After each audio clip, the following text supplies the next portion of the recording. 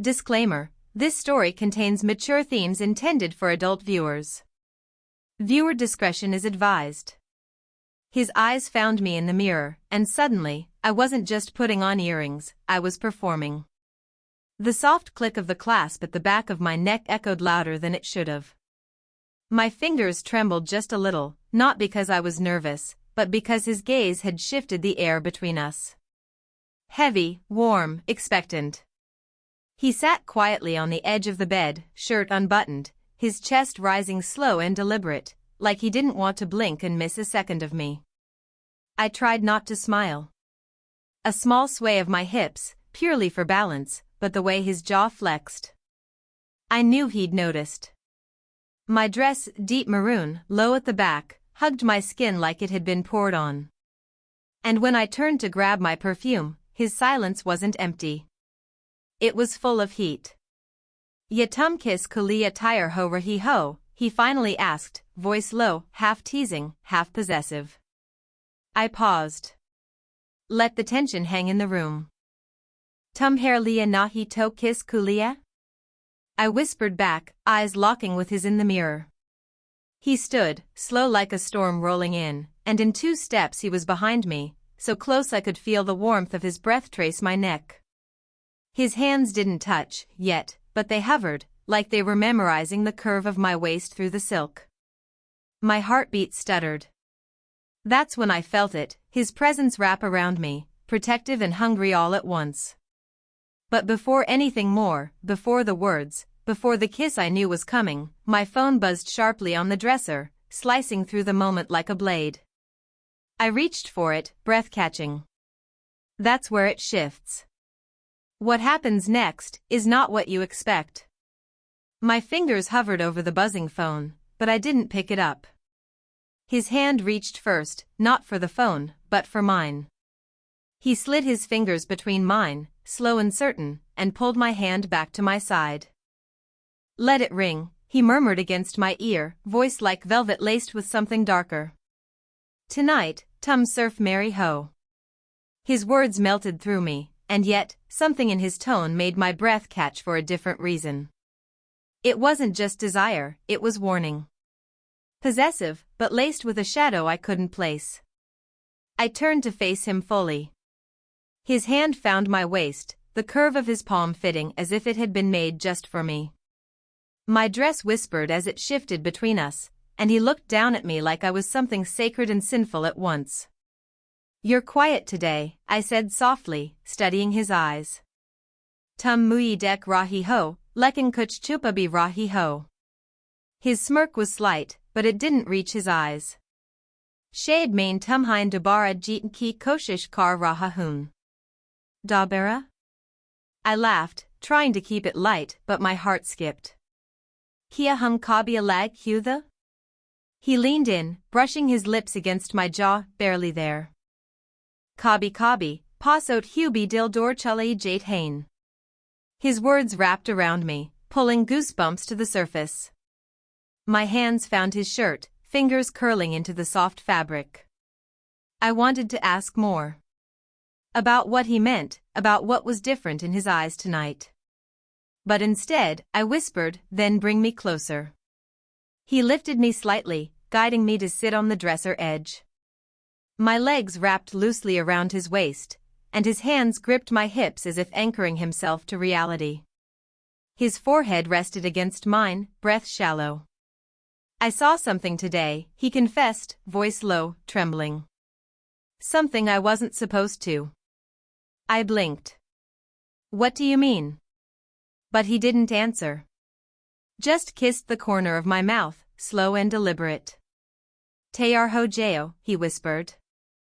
"Sab kuch badaln wala hai."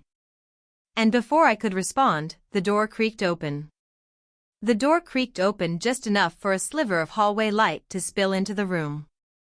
We both froze. His body tensed between my legs, and I felt it, that shift. The atmosphere, thick with heat a second ago, now buzzed with something colder. His jaw tightened as he turned his head slightly toward the sound.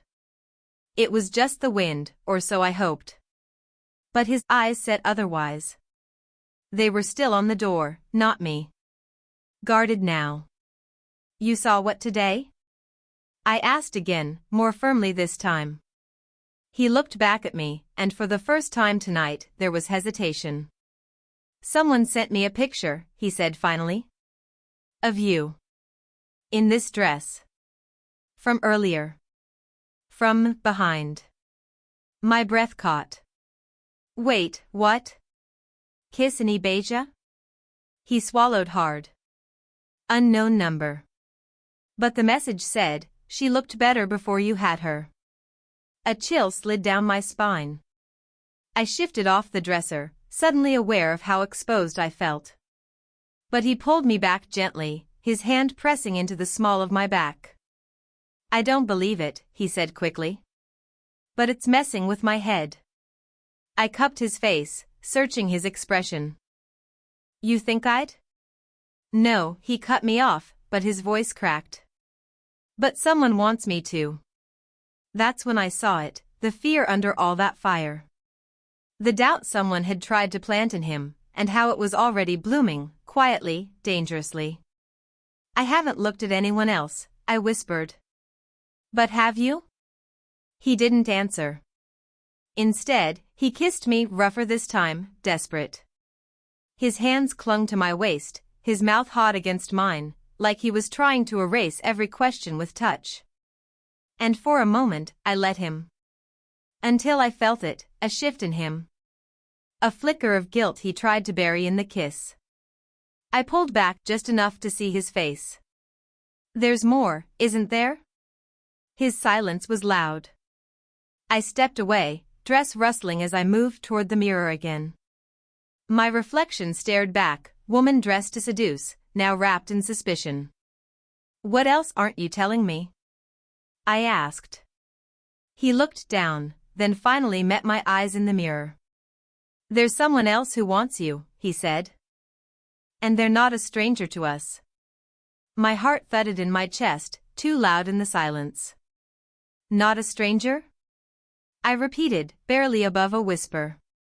Then who? He didn't speak. Just walked toward me slowly, each step deliberate, eyes locked on mine through the mirror. His fingers brushed my bare shoulder first, soft, like an apology. Then they slid down, grazing my arm until they found my hand and laced into it, warm and trembling. I didn't want you to know like this, he murmured, pressing his chest against my back. But she saw you that night, the way you touched me when you thought no one was watching. My breath caught. She? I asked, trying to stay still as his hands wrapped around my waist, pulling me into him fully. The heat of his body drowned the cold creeping into my chest. Your best friend, he whispered into my ear. She was there. My knees almost gave out. His hands tightened, holding me up. She's been texting me, messaging me things. She said, she wondered what it would be like to trade places with you. A pause. She said she dreams about us. The air turned electric, every part of me alive with questions, shock, and an emotion I didn't want to name yet. And you? I asked, turning in his arms. Did you ever think about her? His lips parted, but the answer came in the way his hand cupped my cheek, his thumb tracing my jawline with reverence. He leaned in, his voice a breath against my lips. I only think about you, but now I wonder what you're thinking. The tension snapped, desire surged, reckless and raw. My hands slid up his chest, clutching at his collar as our mouths collided. It was more than a kiss, it was need and frustration and love all fighting for space. His hands roamed, slowly, deliberately, down my back, over the curve of my hips. We stumbled back toward the bed, never breaking the kiss, the danger of what we knew thick in the air. But just as he laid me down, his phone buzzed again, harsh and sharp on the nightstand. We froze. The screen lit up. Her name. And underneath it, a photo. Of us. Tonight. His eyes flicked to the phone, jaw tightening. I followed his gaze. Her name glowed on the screen like a threat, or a dare. and the image beneath us, tangled in shadows and heat, captured without consent, turned my stomach. How the hell? I started, but he was already reaching for the phone. No, I said, stopping him with a hand on his chest. Let her wait. His gaze snapped back to mine, something feral flickering behind it. I saw it then, not just the fear of being caught, but the thrill. The wicked edge of danger pressing into every breath between us. She's watching, I whispered, stepping into him, our bodies flush again. Let her watch.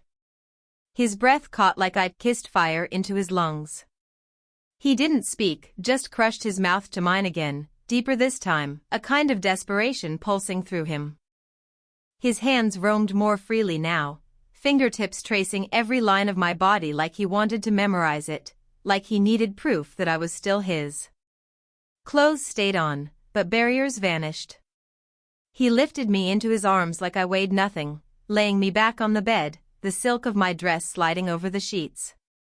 His fingers threaded into my hair, tugging gently, forcing my eyes to meet his. I won't share you, he whispered, breath shaky against my lips. No matter what game she's playing. Then prove it, I challenged, voice trembling with heat and emotion. Claim me. Like I'm yours. His body moved over mine like a vow, every touch bold, every kiss a promise.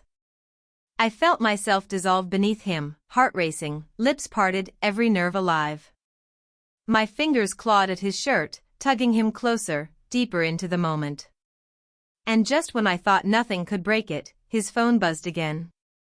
This time, a message preview flashed. He said the same thing to me. Last night. I froze. He saw it too. His whole body stilled above me. My hands, still tangled in his shirt, trembled. What is she talking about? I whispered. His lips parted, but no words came. Then, knock, knock. The sound echoed like thunder through the room. We both turned toward the door, our bodies still tangled in the middle of something beautiful and broken. A familiar voice called from the hallway. Her voice. Open the door. I think we need to talk. The knock still echoed when he turned back to me, breath shallow, pupils blown wide with a storm of guilt, desire, and panic. She's bluffing, he said, but his voice cracked. You slept with her? I asked, barely able to get the words out. My chest felt tight, too full of everything. He looked down. Not denial. Not explanation. Just silence. I sat up, hands trembling as I smoothed the wrinkles in my dress, trying to piece myself back together while everything inside me was unraveling. You let me fall in love with you all over again tonight, I said, voice shaking. While knowing this? He cupped my face gently. It wasn't love. That with her, it was confusion. Anger. I was trying to feel something when I thought I was losing you. And now? I whispered, caught between pulling away and melting into him again. Now, he said, moving closer, brushing his lips across my temple, I know it was always you. Even when I tried to forget. His touch returned, tender at first, then hungrier, more desperate. I pushed him back once, maybe twice, but my body betrayed me. Every inch of skin that met his sparked, every kiss was a plea, a confession, a collapse. Clothes stayed on, but we lost ourselves in the kind of intimacy that didn't need permission, only forgiveness. He laid me back once more, his hand slipping under my hair as his mouth found the soft curve of my neck. I let out a breath I didn't know I was holding, pulling him in, anchoring myself in the only thing that still felt real. Outside, the door creaked again. A shadow passed. Then, footsteps, fading. He paused, lips hovering just above mine. She's gone, he whispered. But just as our foreheads touched again, a faint buzz came from his phone on the nightstand. One final message. I turned my head to read it before he could stop me. You made your choice. Hope you enjoy the show. Attached was a live stream link. My blood ran cold. He grabbed the phone, opening the message, and we both saw it. A live feed. Of us. From the corner of the room. The red light on the tiny hidden camera blinked once, and went dark. The room fell silent except for our breathing, uneven, heavy with everything we'd just seen.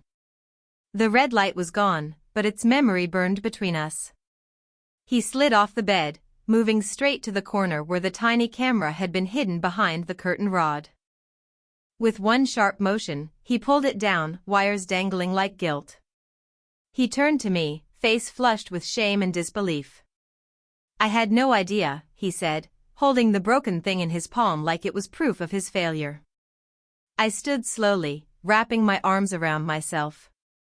"She wanted to break us." He nodded, jaw tight. "And I almost let her." I stepped toward him, each movement slow, purposeful. "But you didn't." "Not tonight." He looked up, eyes glassy but holding steady. "You should hate me." "Maybe I did, 5 minutes ago," I said with a soft, sad smile. "But then you looked at me like I was the only truth left in your world." His hand reached for mine. "Because you are." We stood there, inches apart, surrounded by the wreckage of something we'd both damaged but weren't ready to let go of. I touched his face, fingers brushing the stubble on his jaw, and pulled him into a kiss, not fiery, not desperate this time. Just real. And when he wrapped his arms around me, it wasn't to possess, it was to protect. To promise. To rebuild.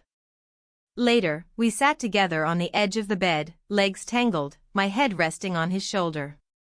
The city lights glowed faintly through the window, and somewhere deep in the quiet, peace returned.